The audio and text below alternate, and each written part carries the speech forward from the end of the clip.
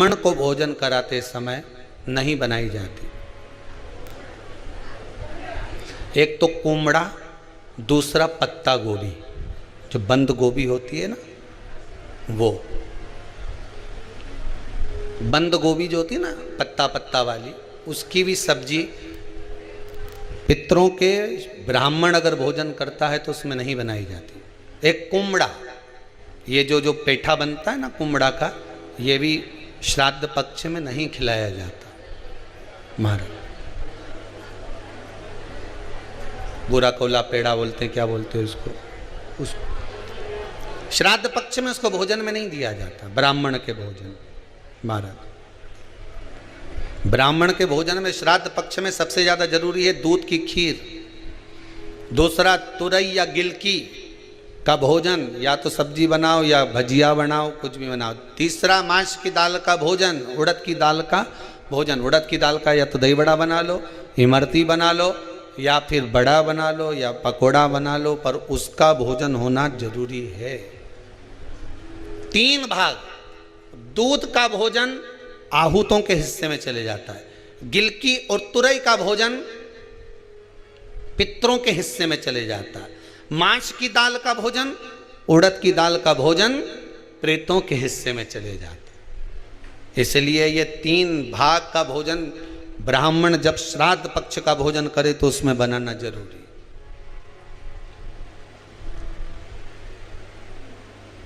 बहुत जरूरी। आपके यहां जब श्राद्ध हो भोजन अवश्य मिले। कई लोग कहते हैं गुरुदेव जब हम गया जी से आ जाएं तो क्या ब्राह्मण भोजन कराना जरूरी है? क्यों नहीं, कराओ, क्यों नहीं करा? क्या गाय की रोटी निकालना जरूरी है? स्वान की रोटी निकालना जरूरी है? कौवे की रोटी निकालना जरूरी है? हम कहते हैं अगर श्राद्ध गया जी का हो गया तो भले कौवे की मत निकालो, पर गाय की, स्वान की, ब्राह्मण जन की भोजन प्रसादी जरूरी। देखिए जब ज्यादा घर में पितृदोष हो ना, ऐसा लगे कि पितृदोष बहुत ज्यादा है, 1 रुपये कमा रहे हैं, 1.25 रुपये खर्च हो रहा है, हाथ में पैसा नहीं टिक रहा, दुकान 4 दिन अच्छी चल रही है, फिर व्यापार डाउन हो जाता है, कोई पैसा लेकर भग गया, नहीं दे रहा, कहीं कर्जा मात्रा बढ़ गई है, ये पितृदोष के लक्षण है कुछ। इसमें आपके घर में जो भी रुद्राक्ष पड़ा हो, जो भी रुद्राक्ष रखा हो, क्योंकि संभाल के तो आप रखते नहीं, पटक देते हो यहां वहां, जो भी रुद्राक्ष आपके घर में रखा हुआ, एक पानी के पात्र में उस रुद्राक्ष को डाल दीजिए, उसमें 1 चावल का दाना डाल दीजिए। महाराज परिंदा जहां होता है, मटका, हंडा या रसोई घर में आपका जो पानी भरने का स्थान होता है, जिसको आरो वारो क्या क्या लगा के रखते हो, उसी के कहीं पास में उस कलश को रख दीजिए, ऊपर से उसको ढक दीजिए।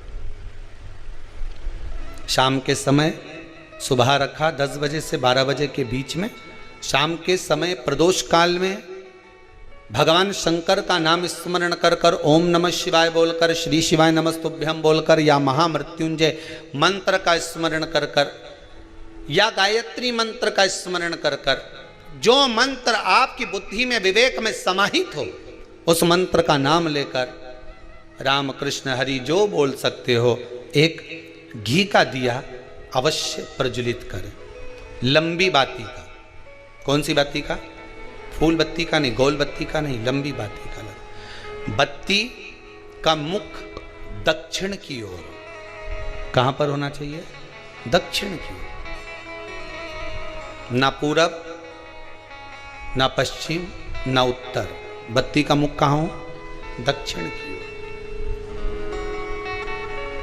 जैसे श्राद्ध पक्ष में ब्राह्मण को जब भोजन कराते हैं तो ब्राह्मण का मुख श्राद्ध पक्ष के भोजन कराते समय अगर पूरब, पश्चिम और उत्तर का होता है तो श्राद्ध के भोजन का फल नहीं मिलता, उसका मुख दक्षिण का होता है। तो हमारे घर के जितने भी पितर उस तिथि में गए होते हैं सबको उसका भाग मिल जाता है और पितृदोष समाप्त हो जाता है। इसलिए ब्राह्मण का मुख श्राद्ध पक्ष में भोजन कराते समय दक्षिण का होना चाहिए।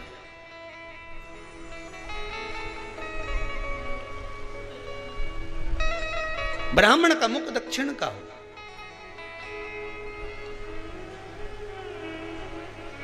यहां तक शास्त्र कहता है महाराज, अगर गौ माता को श्राद्ध पक्ष में अगर भोजन दे रहे हो तो गाय का मुख अगर दक्षिण का है, गाय का, आपका मुख भले उत्तर का हो, गाय का मुख दक्षिण का हो, आपका मुख भले पूरा पश्चिम कहीं का, गाय का मुख अगर दक्षिण में है, अगर आपने दक्षिण में गाय को खड़ी कर रखा है और दक्षिण में उसका मुख और आप भोजन दे रहे हो तो शास्त्र कहता है कि किसी पिंड की जरूरत नहीं पड़ती, गाय स्वतः कल्याण कर देती है, गौ माता स्वतः कल्याण कर, दक्षिण मुखी हो। तो दिए की जो बाती का मुख कहां होना चाहिए? दक्षिण का। और दक्षिण का मुख हमारा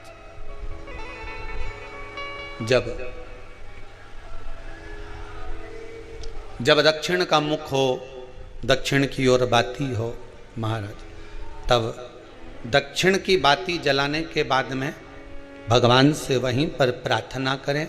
जो कलश रखा है उसके ऊपर जो प्लेट रखी है, ढाका गया है, वहाँ अपना सीधा हाथ रखें और अपने पूर्वजों का, अपने पितरों का स्मरण करें कि मेरे धन को लेकर कोई चले गया, मेरा व्यापार ऐसा चल रहा है, मेरा घर में बच्चों का विवाह नहीं हो रहा, या घर में इतनी अशांति है या तकलीफ है या कष्ट है, ये सब का स्मरण कर कर उस कलश को रात्रि भर रखे रहने दें।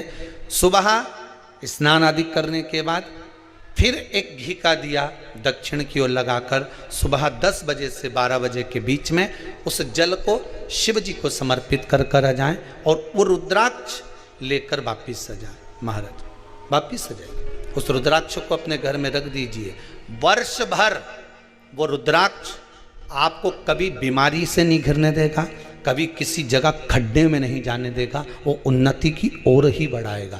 भले कोई भी रुद्राक्ष हो, 1 मुखी से लेकर 14 मुखी, 20 मुखी, 18 मुखी, जो रुद्राक्ष आपके पास में, आप तो उसका स्मरण करिए, आप उसका स्मरण करें।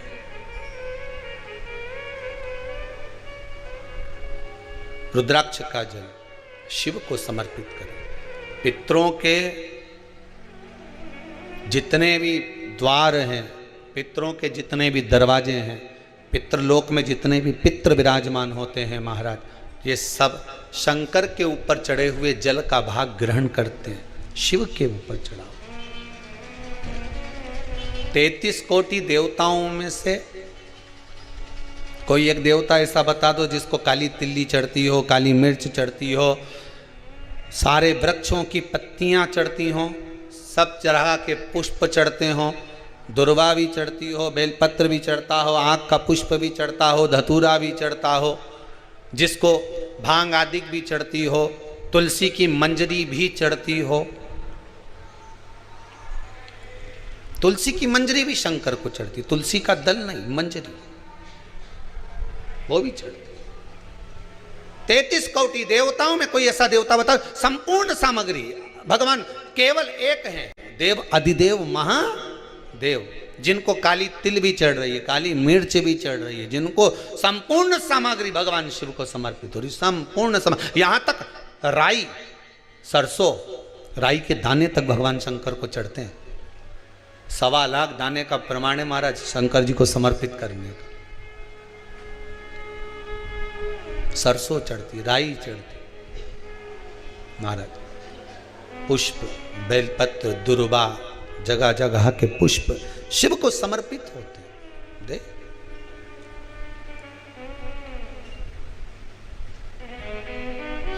पितृ, जब शंकर भगवान को जल चढ़ाया जाता है 16 श्राद्ध पक्ष में, 16 दिन श्राद्ध के जब हम भगवान शंकर को जल समर्पित करते हैं तो उसका भाग हमारे पितरों को प्राप्त होता है।